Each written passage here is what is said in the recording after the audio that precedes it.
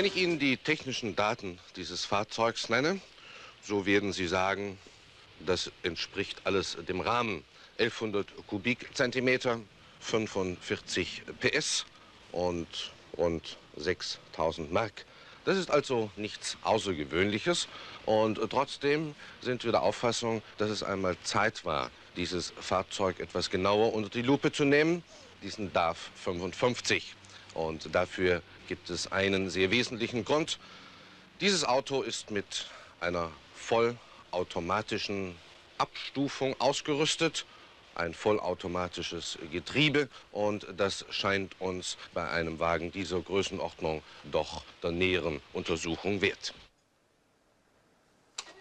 Anlassen und den Hebel nach vorne drücken und ab diesem Moment hat man mit Schalten nichts mehr zu tun.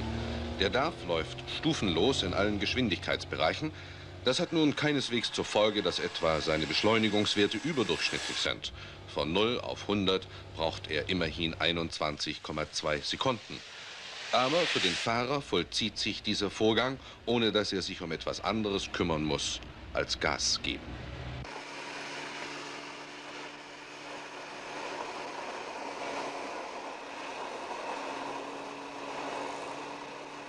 Die Höchstgeschwindigkeit von 134,5 ist gleichzeitig Dauergeschwindigkeit, die ohne die geringste Gefahr für den Motor so lange gehalten werden kann, wie Straße und Verkehr es zulassen. Der DAF 55 besitzt also durchaus das Zeug, beachtliche Autobahnschnitte zu erzielen. Und die Messung der Innengeräusche bei 100 Kilometern Geschwindigkeit auf einer ebenen Betonfahrbahn entspricht dem guten Durchschnitt. 77 Pfund. Wie Sie wissen, kommt dieser DAF aus Holland. Er ist mit einem Renault-Motor ausgestattet, ein bewährtes Aggregat also, das zudem den Vorteil bietet, auch das Kundendienstnetz von Renault, das natürlich wesentlich größer ist als die Vertretungen von DAF, in Anspruch nehmen zu können. 1108 Kubikzentimeter, 45 PS, Höchstdrehzahl 5000. Das sind die wesentlichen technischen Daten dieses Vierzylinder-Viertakt-Reihenmotors. Die Kraftübertragung nennt sich Variomatik.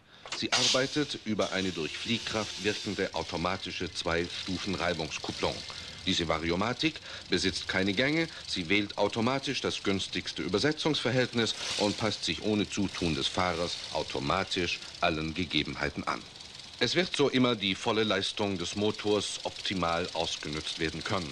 Ein interessantes Prinzip und ein gutes dazu.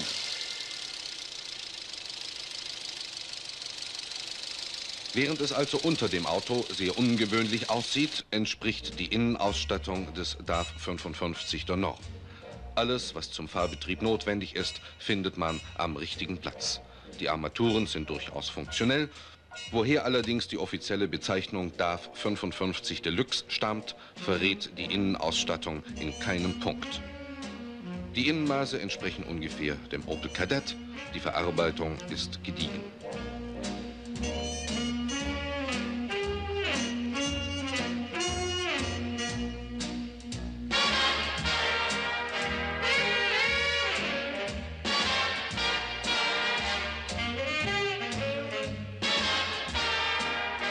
Die Sitze sind vernünftig ausgebildet, das heißt, sie sind bequem und ihre Form ist gut konstruiert. Umso bedauerlicher, dass ihr Bezugsstoff nicht den Erwartungen und den heutigen Erkenntnissen entspricht. Er ist luftundurchlässig. Er wird im Sommer sehr warm sein und im Winter sehr kalt. Wenn wir gerade von den Sitzen sprechen, noch ein Wort zum Kofferraum. Wo ist der Zusammenhang zwischen Sitzen und Kofferraum? Ganz einfach. Wenn Sie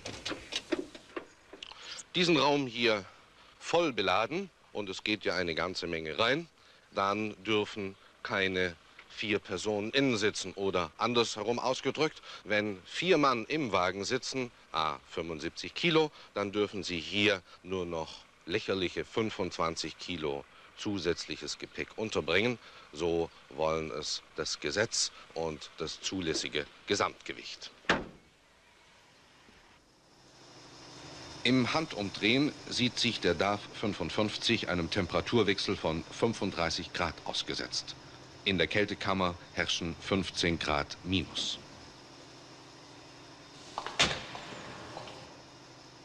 Der Wagen wurde nicht nur aus optischen Gründen mit Wasser besprüht, sondern auch um die Funktionsfähigkeit des Türschlosses zu prüfen. Es funktioniert, aber wie man sieht, mit einem gewissen Widerwillen.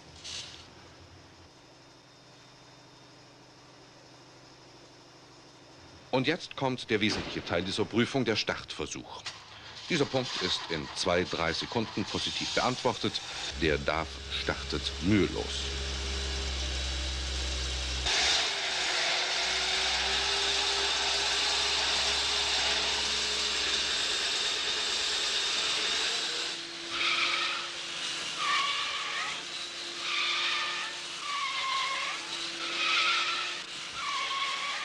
Das Fahrzeug rollt auf 14 Zoll Rädern, einer Größe also, die in dieser Klasse nicht üblich ist. Er ist lobenswerterweise in der Serie schon mit Gürtelreifen ausgestattet. Das bringt die bekannten Vorteile eines geringen Abriebs, einer Verbesserung des Fahrverhaltens und auch eine längere Lebensdauer. Diese Reifen sind allerdings das schmalste, was noch zugelassen wird, und das macht sich hier wiederum negativ bemerkbar. Im normalen Alltagsfahrbetrieb ist die Kurvenstabilität des Fahrzeugs ausreichend. Bei scharfer Fahrt allerdings bedarf es einer geübten Hand, um rechtzeitig all jene Kurskorrekturen auszuführen, nach denen das Fahrwerk verlangt. Wenn auch im Alltagsverkehr kaum so schnell gefahren wird wie auf einer abgesperrten Versuchsbahn, so gilt das Fahren bis zum Grenzbereich doch einer wesentlichen Untersuchung der Sicherheit eines Fahrzeugs. Denn in schwierigen Situationen, die jedem von uns in jeder Sekunde begegnen können, ist es wichtig, dass ein Fahrzeug gutmütig oder sagen wir für den Fahrer unterstützend wirkt. Da gibt es beim DAF 55 noch einiges zu verbessern. Eine Kritik, die sich vor allem auf die Hinterachse, keineswegs aber auf die Lenkung bezieht. Sie ist direkt und lässt Korrekturen präzise und ohne Kraftaufwand zu. Dass der Wagen innen anständig verarbeitet ist, haben wir gesagt. Das Gleiche gilt auch für die Karosserie. Stoßstange und Radkappen sind übrigens aus rostfreiem Stahl. Der Wagenkörper ist dicht und auch der Motor und seine Aggregate nehmen an einer solchen Wasserdurchfahrt keinen Anstoß.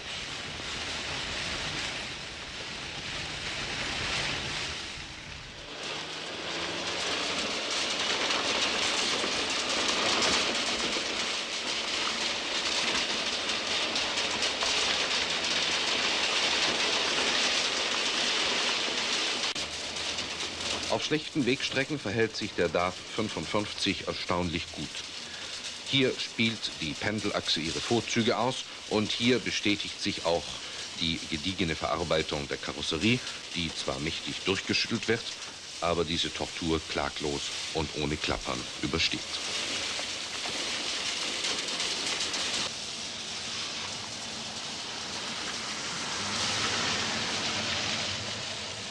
Sturm weht über die Straße. Ein künstlicher, der von den großen Rotoren der Windmaschine entfacht wird.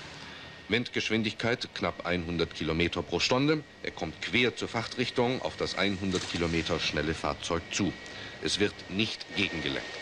Der DAF reagiert plötzlich und unangenehm. Seine Abweichung vom Kurs liegt weit jenseits des üblichen, 6 Meter und 85 Zentimeter. Bei Wind ist also Vorsicht am Platz. Der DAF ist mit Scheibenbremsen vorne und Trommelbremsen hinten ausgerüstet. Die Wirkung dieser Anlage ist gut, allerdings bleibt der Wagen auf den letzten Metern nicht in der Spur. Und außerdem ist hier der einzige Minuspunkt der Variomatik zu entdecken. Der Motor schiebt bei Beginn des Bremsvorganges noch mit, sodass sich erstens der Bremsweg verlängert und zweitens ein ungewöhnlich hoher Pedaldruck erforderlich ist. Und dies, obwohl während des Bremsvorgangs eine Motorbremse mitwirkt.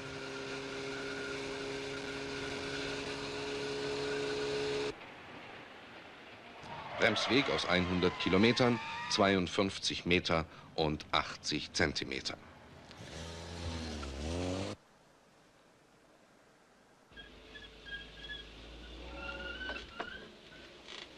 Haben Sie diesen schwarzen Strich gesehen? Nun sind wir vielleicht 2 oder 3 Kilometer schnell gefahren, aber nicht 120 oder 130. Das ist ein Nachteil, den man so nebenher entdeckt. Ein Nachteil der Variomatik, die ungefähr so wirkt wie ein selbstsperrendes Differential. Bei langsamer Fahrt, besser gesagt beim Ausscheren aus einer Parklücke oder beim Einparken, lässt der DAF relativ viel Gummi auf der Straße.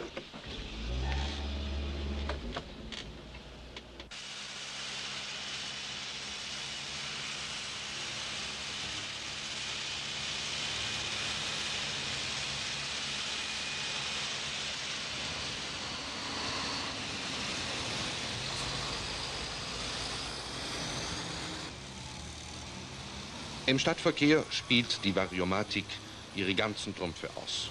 Schade, dass der Wagen nicht noch etwas handlicher ist. Sein Wendekreis beträgt immerhin rund 11 Meter. Wenn man diese Variomatik richtig zu gebrauchen versteht, dann wird der Motor ebenso geschont, wie er in jedem Bereich seine volle Leistung übertragen kann. Und im Endeffekt spiegelt sich das in guten Durchschnitten und geringem Verbrauch. Auf der Landstraße bei einem Durchschnittstempo von 80 Kilometern fließen 9,1 Liter durch den Vergaser. In der Stadt sind es, je nach Verkehrsdichte, 9,5 bis 10,5 und auf der Autobahn bei einem Durchschnitt von 115 9,0 Liter.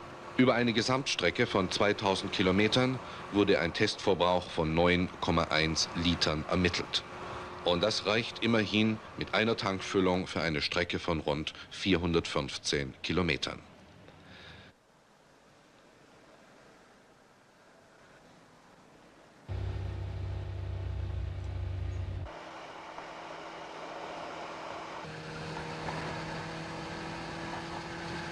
Betrachten wir noch die Gesamtkosten, wie immer ohne Abschreibung, Garagenmieten, Reparaturen und so weiter.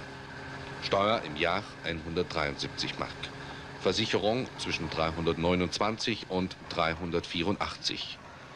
Das ergibt 8,5 Pfennig pro Kilometer bei einer Jahresleistung von 20.000 Kilometern.